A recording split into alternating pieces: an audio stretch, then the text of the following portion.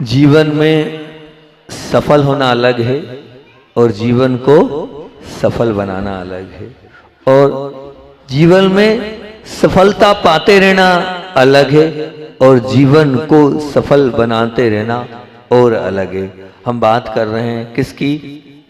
जीवन में सफलता प्राप्त करने की, जीवन को सफल बनाने की। बिल्कुल ठीक, जीवन को सफल बनाने की बात आप लोगों के बीच में हम कर रहे हैं। और उस जीवन को सफल बनाने के लिए मैंने कहा था कि सत्कार्य, साधना, समाधि और सद्गुण के आप वृक्ष लगाएंगे तो बहुत अच्छी बात है। और उसका मंगलाचरण आप लोगों के बीच में कर दो। हमारा वहाँ प्रवास रहा, उसमें भी जो हमारा महामंत्र था, इसमें भी कल्याण है।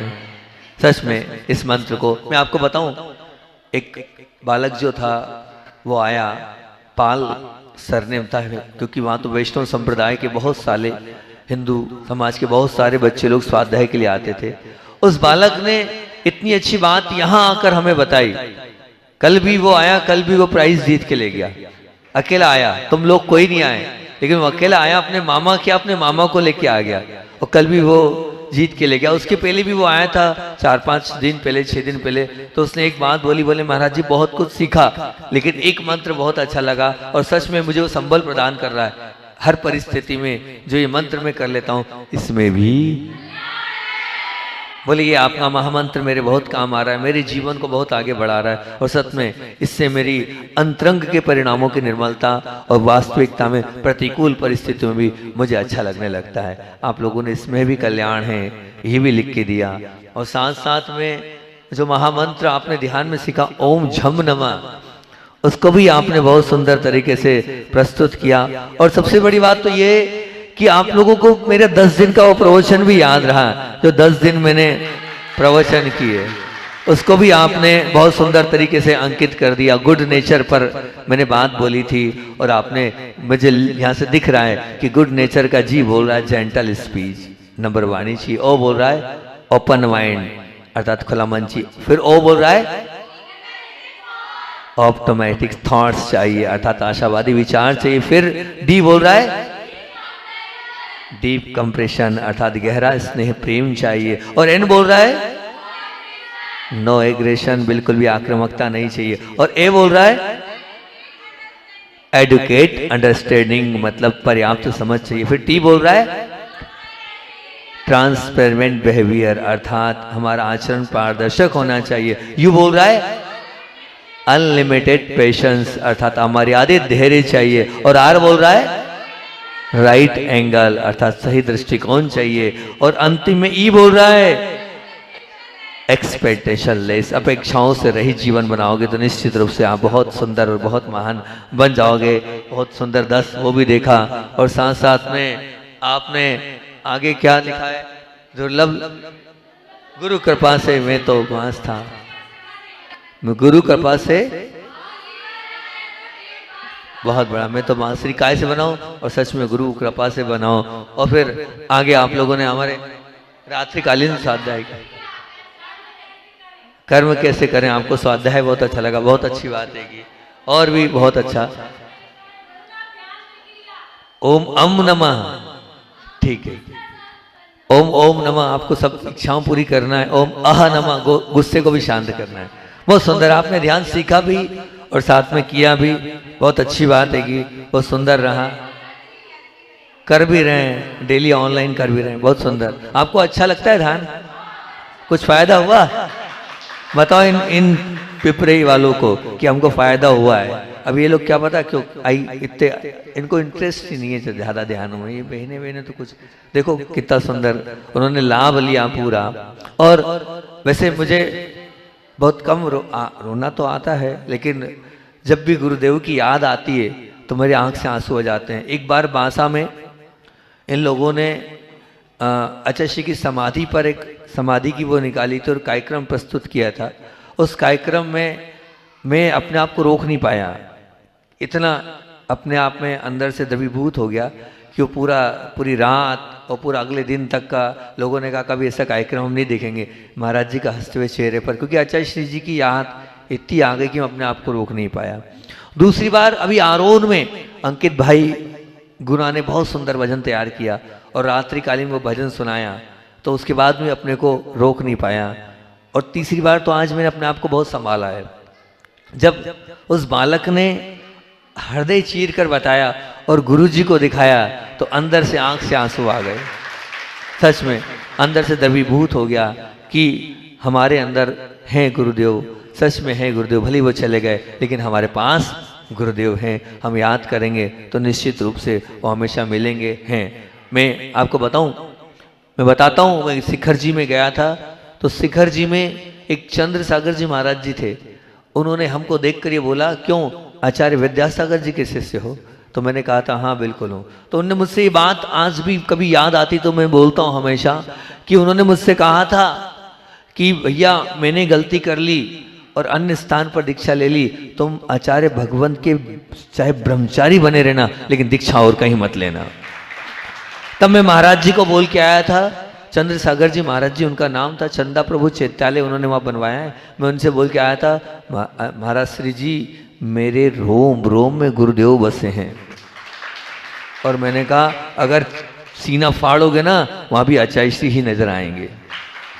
मैंने कहा मैं पक्का हनुमान हूँ, निश्चित रखना मैं पक्का हनुमान हूँ, मेरे वो राम है। ये शब्द में बोल के आया था, वही शब्द मुझे आज याद आ गए तो आंख से आंसू गिर गए मेरे गुरुदेव की याद में।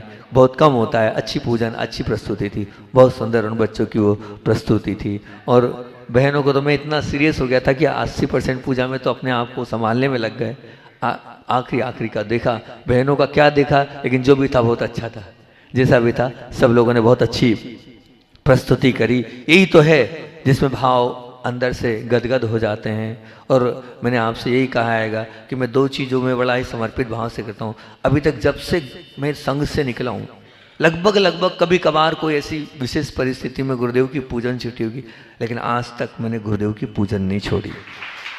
जिस दिन से संघ से बाहर हुआ हूँ, बिहार में भी पूजन कराता हूँ क्योंकि उस बहाने गुरुदेव की याद आ जाती है। और लगभग प्रयास करता हूँ कि गुरुदेव के संस्मरण से उनको याद कर लेता हूँ, कम से कम उनकी वो याद आ जाती है तो बहुत अच्छा लगता हैगा। और सक्सेसफुल पर आप लोगों के गुड नेचर पर बात करी थी और यहाँ पर मैंने सक्सेसफुल पर बात करी है। और सक्सेसफुल का आप लोगों ने तो गुड नेचर का मंगलाचरण ही याद कर लिया था। मैंने इन लोगों से कहा याद कर लेना, लेकिन यहाँ की इतनी जागृति नहीं है कि याद कर ही नहीं पाए, नहीं कर पाए। सक्सेसफुल का अब याद कर लेना, इनको इन राजपुर वालों से सीख लो, कुछ तो सीख लो। छोटा सा गांव है लेकिन कैसी भक्ति है, कैसी आस्था है, कैसे अहोभाव है, कैसे आदर भाव है, कितना उन्होंने मुझे यूज किया और कितना उन्होंने सीखा, पूरा सीखा। अब सक्सेसफुल पर मंगलाचरण कर रहा हूँ। अगर यहाँ की बहनें बच्चे याद कर लें तो बहुत अच्छी बात है, यहाँ के तो पूरी बहनों बच्चों को याद है कि, और नहीं तो अगली बार ये बच्चे आएंगे और आपको सक्सेसफुल की परिभाषा सुना जाएंगे, कल आप भी सुनाओगे। बहुत अच्छी बात है। तो सक्सेसफुल का एस बोल रहा है सॉलिड फाउंडेशन, मजबूत नींव चाहिए। यू बोल रहा है अंडरगो एग्जामिनेशन, अर्थात परीक्षा से गुजरना होगा। सी बोल रहा है कंप्लीट डेडिकेशन, आपको सक्सेस होना है तो संपूर्ण तरीके से समर्पण चाहिए। और सी फिर बोल रहा है क्लियर इंटेंशन, अर्थात आपको आशय स्पष्ट होना चाहिए। ई बोल रहा है एलिमेंट डिप्रेशन, अर्थात खिन्नता से दूर रहो, चिड़चिड़ेपन से दूर रहो, तभी आप निश्चित रूप से अपने आप को सक्सेस कर पाओगे। फिर बोल रहे हैं एस बोल रहा है स्ट्रॉन्ग डिटर्मिनेशन, अर्थात दृढ़ निर्णय चाहिए। और फिर एस बोल रहा है सुपर कोऑपरेशन, अर्थात जबरदस्त सहकार्य चाहिए। एफ बोल रहा है फुल कॉन्सेंट्रेशन, बिल्कुल एकदम पूर्ण एकाग्रता चाहिए जब हम आगे बढ़ पाएंगे। यू बोल रहा है अंडरस्टैंड सिचुएशन, आपको उस परिस्थिति को भी समझना होगा अगर आप सक्सेस होना चाहते हो। और एल बोल रहा है लव फॉर रिस्ट्रिक्शन, अर्थात नियंत्रण के लिए प्रेम जरूरी है और नियंत्रण के साथ प्रेम जरूरी है। ये बात चल रही थी। और सॉलिड फाउंडेशन पे मैं 2 दिन से बोल रहा हूँ और आज तो मेरी बारी काय की है, अंडरगो एग्जामिनेशन। और परीक्षा से आपको निश्चित रूप से गुजरना होगा। जब तक परीक्षा नहीं होती तब तक आप अपने जीवन को अच्छा भी नहीं बना पाओगे। मैं आपसे यही बात प्रारंभ कर रहा हूं कि हमारे पास जो धातु है वो सोना है या पीतल। मेरे पास जो धातु है वो सोना है या पीतल, उसे जानने का श्रेष्ठ उपाय क्या है? तो उसका श्रेष्ठ उपाय तो यही है, क्या करो भैया, अग्नि परीक्षा करो। अर्थात क्या, उस सोने को और उस पीतल को काय में डाल दो, अग्नि में डाल दो। दोनों धातु को डालो, काय में, आग में डाल दो। जो ज्यादा विशुद्ध होकर बाहर आए वो स्वर्ण है, और जो जीवन मतलब जो पिघल जाए वो पीतल है। जो और विशुद्ध होकर बाहर आए वो सोना है, और जो पिघल जाए वो पीतल है। ये बात लागू होती है उस धातु में, और यही लागू होती है हमारे जीवन में। यदि आप सफलता की तलहटी पर ही रुक जाना नहीं चाहते हो, उस तलहटी से आप अगर ऊपर की ओर बढ़ना चाहते हो और सफलता के शिखर की ओर पहुंच जाना चाहते हो, तो कठिन से कठिन परिस्थितियों में भी आप परीक्षाओं से पीछे मत हटो। परीक्षा आपकी होगी, और आप उन परीक्षाओं से गुजरने के लिए अपने मन मस्तिष्क को तैयार कर लो, अपने आप को तैयार कर लो कि नहीं, मुझे आगे बढ़ना है तो मुझे परीक्षा तो देनी ही होगी, और परीक्षा में मुझे पास होना ही होगा। क्योंकि निश्चित मान के चलना कि स्वर्ण की परीक्षा भले ही अग्नि करती है, स्वर्ण की परीक्षा भले ही अग्नि करती है निश्चित रूप से। और अगर कोई पर्वत चढ़ रहा है तो पर्वत को चढ़ने वाले के लिए की परीक्षा कौन करेगा, वो पर्वत की चढ़ाई करेगी। और अगर कोई नदी और सागर की उन तूफानों में भी तैर रहा है और विपरीत पानी चल रहा है और हम तैर रहे हैं, तो विपरीत प्रवाह जो होता है वो विपरीत प्रवाह ही परीक्षा की घड़ी का रहता है उस तैराक के लिए। परंतु अगर सफल बनना चाहते हो तो व्यक्ति की सफलता में मुख्य परीक्षा, वो नदी में तैर रहे हैं, जब विपरीत प्रभाव आता है तब हम तैर के बताते हैं, तो हमें पता चलता है शिखर के ऊपर चढ़ रहे हैं। और उस शिखर के ऊपर चढ़ने में जब वहाँ पर हाथ भी पकड़ने की नहीं रहती है और पकड़ भी नहीं पा रहे हैं और हम उस पर चढ़ रहे हैं, तब होता है। इसी प्रकार से अगर आपको अपने जीवन में सफल होना चाहते हो और सफल बनाने के लिए आपके जीवन में भी बहुत सारे ऐसे मौके आएंगे, उन 9 मौक़ों में 2 जगह आपको परीक्षाएं बहुत अच्छे से देनी है।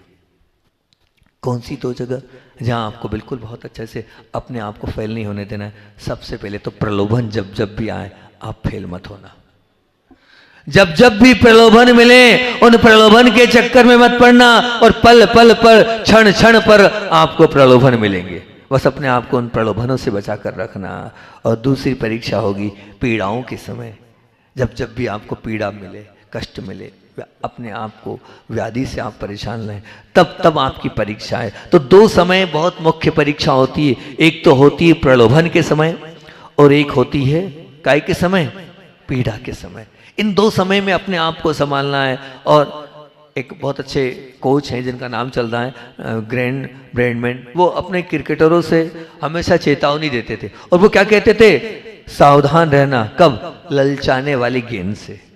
ललचाने वाली गेंद आएगी और आपको वो क्या करेगी? देंगी। लेकिन आप उस ललचाने वाली गेंद को अच्छे से नहीं खेलोगे, उसके लालच में आ जाओगे तो आउट हो जाओगे। इसलिए ललचाने वाली गेंद मतलब क्या? प्रलोभन। ध्यान रखना, आपको प्रलोभन मिलेंगे, लेकिन यदि आप परीक्षा में उत्तीर्ण होना चाहते हो तो प्रलोभनों को इनकार करते रहना और पीड़ाओं को स्वीकार करते रहना। 100% आप निश्चित मान के चलना, आपकी जीत हो जाएगी। मान लीजिए आपने कोई नियम लिया, परीक्षा का आनंद तो लेना ही है, परीक्षा बिना जीवन का आनंद नहीं होता है। राजपुर के बच्चे बैठे हैं, सुन लो पिपरे वाली बहनों, इन बच्चों ने क्या नियम लिया। एक साथ बरवई में छोटे छोटे गाँव में मुझे बहुत अच्छा लगता है। सब लोग बोलते हैं महाराज आप इतने छोटे छोटे गाँव में कैसे रह लेते हो, आप बड़े गाँव में क्यों नहीं जाते हो।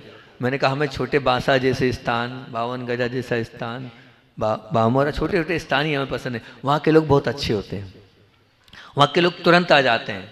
वहाँ कोई दुकानदारी की इतनी मगजमारी नहीं कि रात को 9 बज रही है 10 बज रही है, कोई ऐसा कोई नौकरी पेशे वाला मामला नहीं है। वहाँ सब के सब थोड़ी सी देर में इकट्ठे हो जाते हैं सच में। और अपने आप में वहाँ का माहौल, अब जैसे मैं आपको बताऊँ, मैं बताता रहता हूँ बम्बई और एलोरा में चतुर्मास के लिए पूरी ताकत बम्बई समाज ने लगा दी थी कि महाराज जी आपका चतुर्मास चाहिए, पूरी ताकत पूरी शक्ति। और इतनी बार हमारे पास आए, शायद ही कोई इतने आया होगा, और इतनी बार गुरु जी के पास गए। पर मैंने एक ही बात बोल दी थी, मेरा नाम वहाँ मत लेना। मैंने हमारे गुरुदेव के पास नाम नहीं चलता। अच्छा श्री जी की बात है, उस समय की बात बता रहा हूँ मैं, तो आप नाम मत लेना और आपको बिल्कुल आपकी भावना है तो चातुर्मास मिलेगा, ये मेरा आशीर्वाद है। और सच में वह यही उनको चातुर्मास मिला, पर चातुर्मास हमारी जगह उनको अक्षय सागर जी का मिल गया। और हमारा चतुर्मास कहाँ हो गया? एलोरा, आचार्य श्री की आज्ञा आई आपको एलोरा की ओर जाना है। और उस वक्त हमारे संदान सागर जी बिखर गए, यही तो है आचार्य श्री छोटी सी जगह भेज रहे हैं और वहाँ पर क्या होगा, छोटा सा गांव है, 20 घर के बीच में भेज रहे हैं, इतनी मेहनत कर रहे थे और आप भी ऐसे हो, उनसे बोला भी नहीं। वो बम्बई वाले जाते थे तो आपने उनसे स्पष्ट कहा नाम मत लेना, और आपसे ऐसी परेशान है। वो खूब गर्म हुए, बड़ी मुश्किल से उनको संभाला, वो जल्दी गर्म हो जाते हैं। मगर जल्दी नहीं करो, जो गुरुदेव करते हैं वो बहुत अच्छा करते हैं, आप समझो तो सही महाराज। नहीं, बिल्कुल नहीं समझूंगा, मेरी बिल्कुल इच्छा नहीं है। आचार्य श्री को आप पत्र लिखो कि बम्बई वाले हमारे लिए आ रहे थे, आपने अक्षय सागर जी क्यों भेजा। बड़ी मुश्किल से उनको संभाला, समझाया, बताया। और मैं आपको वही बता रहा हूँ, छोटे से गांव की बात कल भी करी थी और आज भी कर रहा हूँ कि दिनेश जी गंगवाल आज 4 साल 5 साल से जनवाणी जब से संघ से निकला हूँ, अनन्य भक्त हैं जुड़े हुए, वो प्रति वर्ष का जनवाणी का पूरा खर्चा उठाते, लाखों का वो खर्चा होता है, लेकिन कभी उनकी तरफ से मनाही नहीं रहती। वो आए, बम्बई के रहने वाले हैं, उन्होंने अपनी बात बोली कि महाराज जी हमें ये समझ में नहीं आ रहा है, हमारी बम्बई जैसी जगह में हम चातुर्मास करा रहे हैं, आचार्य श्री जी की आज्ञा है। बोले वहाँ क्या मुश्किल से 3-4 वहाँ पर शुद्ध भोजन, 5 शुद्ध भोजन लग रहे हैं, या 40 लग रहे हैं, समझ में नहीं आ रहा है। और बोले वहाँ शिविरार्थी 70 और यहाँ 1400 शिविरार्थी 10 लक्षण में। वहाँ सुबह सिर्फ 1 घंटा और शाम को बड़ी मुश्किल से 1 घंटा, और बाकी पूरे दिन महाराज जी के पास कोई नहीं, और भीड़ मिलेगी सिर्फ रविवार के दिन, बाकी दिन 6 दिन क्या है, बैठे रहें। बोले क्या है, मैंने संदान सागर जी को जाके बताओ कि अब देखो यहाँ 1400 शिविरार्थी और वहाँ 70 शिविरार्थी।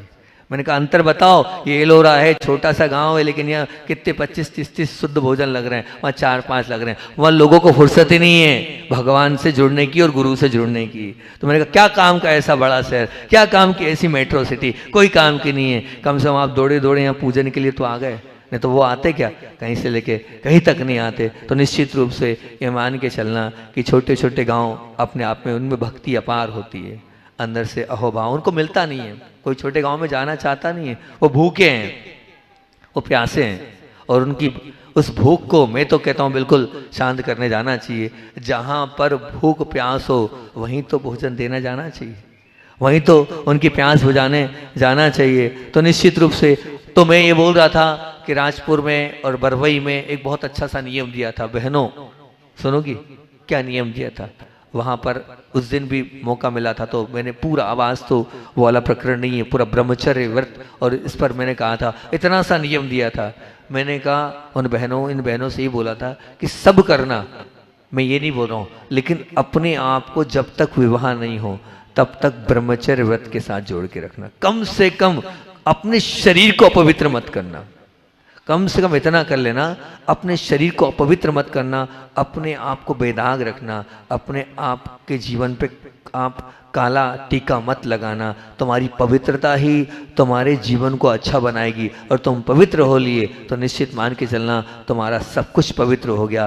पूरी बहनों ने यही नियम लिया था। मैंने कहा हम ये नहीं कह रहे कि तुम बात नहीं करो, ऐसा वाला ब्रह्मचर्य मैं नहीं दे रहा हूँ, आपस में खूब बात करो, बात करने की पूरी छूट, ऐसे महाराज तुम्हें कहीं नहीं मिलेंगे, ठीक है ना, पूरी छूट। लेकिन कम से कम इतना कमिटमेंट कर लो, सब करेंगे लेकिन अपने चारित्र को निर्मल बनाए रखेंगे, अपने चारित्र को विवाह के पहले अपवित्र नहीं करेंगे। और आज योग संयोग की बात है कि आज बहनें आई हैं, वैसे तो आती नहीं एक साथ इतनी, रोज आते हैं, नहीं आते, इतनी नहीं आती हैं, रोज आते हैं, अलग अलग बैठती है, इसलिए आज इकट्ठी बैठती हैं। तो उन राजपुर की बहनों से सीख लो, उन बरवई की बहनों से सीख लो, और इतना कमिटमेंट कर लो कि महाराज जी जब तक विवाह होगा तब तक अपने आप को अपवित्र नहीं करेंगे, गलती से हो भी गया आगे नहीं करेंगे, उससे भी क्षमा याचना करके अपने पापों को निर्मल और अपने आप को पवित्र बनाएंगे। हो सकता है भैया? बोलो हो जाएगा? बोलो ना भाई, दिख ही नहीं रहे हैं। हमारी बहन तो तुरंत खड़ी हो गई थी राजपुर की, तुरंत 1 मिनट नहीं लगा तो खड़ी हो गई थी। वो जो आ गया महाराज जी, पक्का खड़े हो गए, वो पीछे की नहीं हो रही खड़ी, उनको लगता है नहीं करना है, करना है। पूरी राजपुर की बहन, पूरी राजपुरी निकल रहा है, मैं क्या करूँ। उन्होंने इतना किया है कि उन्हीं का नाम निकल रहा है। तो पूरी पिपरे की बहनें तैयार हैं, अच्छे से तैयार हैं? वो जोड़ो हाथ, जोड़ो हाथ अच्छे से तो जोड़ो, बहुत अच्छा। हाँ बोलो, हे महाराज जी, आपको हम वचन देते हैं, जब तक विवाह नहीं होता है अपने आप को ब्रह्मचर्य से जोड़े रखेंगे, अपने आप को अपवित्र नहीं करेंगे। पक्का वचन दीजिए गुरु को। 9 बार नमोकार मंत्र पढ़ लो, हैं आपका आजीवन। ठीक ठीक ठीक, 9 बार नमोकार मंत्र पढ़ो, खड़े होके पढ़ो, मुझे गिनने में आ जाए। 1 2 3 4 5 6 7 8 9 10 11 12 13 14 15 16 17 18 19 20 21 22 23 24 25 26 27 28 29 30 31 32 34 35 36, बहुत सारी हैं तो 36 बहनें। बहुत अच्छा, बहुत बढ़िया, पूरा पूरा दोनों हाथ से आशीर्वाद। बहुत अच्छा काम हुआ, लगभग 40 बहनें हो गई हैं। और हाँ, आशीर्वाद आशीर्वाद। ध्यान रखना, गुरु को वचन दिया है, अब पवित्र मत होने देना अपने आप को, अपने ब्रह्मचर्य को अखंडित, बिल्कुल खंडित नहीं करना, अखंडित रखना। बैठ जाओ। सबको बहुत बहुत आशीर्वाद। पूरी 35-36 बहनें जिन्होंने अपने आप को निर्मल बना लिया, जिन्होंने अपने आप को पवित्र बना लिया और अपने जीवन को सचमुच में आपने गुरु की बात मानकर अच्छा बना लिया। और मैं ये नहीं बोल रहा हूँ कि राजपुर अच्छा है, पिपरी वाले भी अच्छे हैं, पिपरी वाले भी अच्छे हैं, निश्चित रूप से उनकी भक्ति भी हैगी। ध्यान रखना, सुनो ध्यान से, नियम लिया है परीक्षा होगी, नियम लिया है आपको जीवन में बार बार प्रलोभन मिलेंगे, और प्रलोभन मिलेंगे, उन प्रलोभनों के सामने अपने आप को बिल्कुल अडिग रखना, अपने आप को बिल्कुल भी किसी भी तरह से अपने इस नियम को आपको तोड़ना नहीं है। आप हर मोड़ पर और हर स्थान पर आपकी परीक्षा होती चली जाती है, क्योंकि चारित्र के प्रति अधिकतर आपको लालच मिलेगी, लेकिन नहीं, आपको अपने आप को बहुत अच्छे से बना कर रखना है। और मैं तो हमेशा कह रहा हूँ कि आप ये निश्चित मान के चलना, जितनी पीड़ा, सुनना, जितनी पीड़ा आना हो तो ध्यान रखना, वो पीड़ा ही भगवान बनाती है। अगर पीड़ा नहीं मिलेगी तो भगवान भी याद नहीं आएंगे। कष्ट में ही हमें क्या होता है, गुरु और प्रभु अच्छे से याद आते हैं। तो अब याद बिल्कुल आ रहे हैं, परीक्षा से आपको पीछे हटना नहीं, क्योंकि परीक्षा के माध्यम से ही हमारी क्षमताओं का हमें आकलन होता है। जब परीक्षा होती है तभी समझ में आता है कि मैं कितनी शक्तिशाली आत्मा हूँ, मेरी कितनी पावर है और मेरी कितनी ऊर्जा है, मेरे अंदर क्या क्षमता है, मेरी सामर्थ्य मुझे अगर पता करना है तो सामर्थ्य को पता करने का एक ही तरीका है कि आप परीक्षा से पीछे नहीं हटो। परीक्षा देने में हमेशा हर क्षण हर पल आप तैयार रहो, क्योंकि आप अगर मान लो परीक्षा से पीछे हट गए तो निश्चित रूप से वो परीक्षा देकर, मैं आपको एक बात बहुत अच्छी बता रहा हूं, और सच में ऐसा होता भी है कि मान लीजिए एक महाराज जी थे, सुनना बहुत अच्छी बात बता रहा हूं, एक महाराज जी थे, उन महाराज जी का नियम था, क्या नियम था, एकदम रियल घटना आपको सुना रहा हूं। उन महाराज जी का नियम था कि वो चतुर्मास के पहले आचार्य महाराज के पास चले गए और उनसे कहा कि आचार्य श्री जी, आपने कल मूलाचार में बहुत अच्छी बात बताई कि जो साधक चतुर्दशी को लगातार जीवन पर्यंत उपवास करता है उसके लिए कभी प्रायश्चित के उपवास की आवश्यकता नहीं, पर शर्त ये कि उसे जीवन पर्यंत करना पड़ेगा, कितनी भी प्रतिकूल परिस्थिति हो उसे छोड़ना नहीं है। क्योंकि एक मूलाचार में गाथा आती है, उस साधक को मतलब प्रायश्चित के उपवास लेने की आवश्यकता नहीं है, जो हर चतुर्दशी को उपवास शाश्वत रूप से करता है, अखंड रूप से करता है। और आपको मैं बता रहा हूं कि एक महाराज जी ने लिया कि 2.5 घंटे की सामायिक करना है, और 2.5 घंटे की सामायिक करना है, मतलब बिल्कुल जो सत्य घटना बता रहा हूं आपको मैं कि 2.5 घंटे की सामायिक करना है, और वो भी क्या भाव कि 1008 सामायिक करना है। कितनी? 1008 सामायिक करना। अब 1008 सामायिक का नियम ले लिया। आचार्य श्री जी ने बोले भैया 1008 तो बहुत होती है, कर लोगे? तो उन्होंने कहा नहीं, कर लेंगे आचार्य श्री आपके आशीर्वाद से।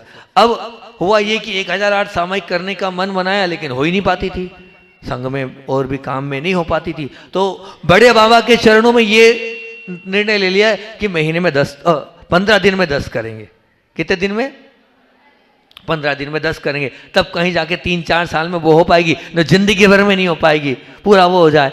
अब ऐसा ही नियम लिया। अब हुआ, नियम तो ले लिया, आखिरी में हुआ ये कि अंतराय पे अंतराय आए और नियम था खड़े होकर सामायिक करना है। अब गर्मी की बात, भर गर्मी की बात है, पूरा अंतराय है और 4 सामायिक बची है और 15 दिन में करना है। अब क्या करना है, 3 टाइम खड़े होके करना पड़ेगा अंतराय में, तब कहीं जाकर कवर होगा, नहीं तो होने ही नहीं वाला हैगा। अब अंतराय भी है और सब कुछ है और हिम्मत बिल्कुल नहीं है, और भर गर्मी में अंतराय ऐसा होता है शरीर तोड़ देता है।